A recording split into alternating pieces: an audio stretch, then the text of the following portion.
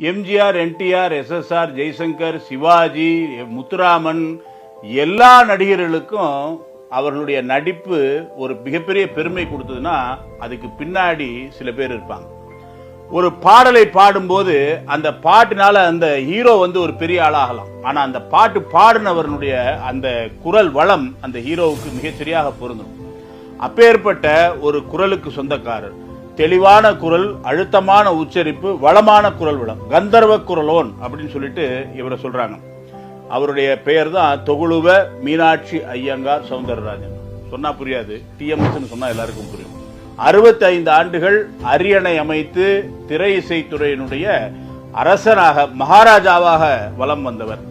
அது மட்டும் இல்ல, ஆன்மீகத்தில் மிகுந்த ஈடுபாடு கொண்டவர். பொதுவா திரைத்துறையில அந்த காலகட்டத்தில் நாத்திகம் மிகப்பெரிய ஆட்சி செய்து கொண்டிருந்தது. நமக்கெல்லாம் தெரியும், கருணாநிதி உட்பட அந்த காலகட்டத்தில் நாத்திகம் ஆட்சி செய்து கொண்டிருந்த காலத்திலும் கூட தன்னுடைய ஆன்மீக அடையாளத்தை, விபூதி, சந்தனம், குங்குமத்தை ஒருபோதும் இல்லாத வெளியிலே வரமாட்டார். அந்த அளவுக்கு மிகச்சிறந்த பாடகர் டி.எம். சௌந்தரராஜன் அவர்கள்.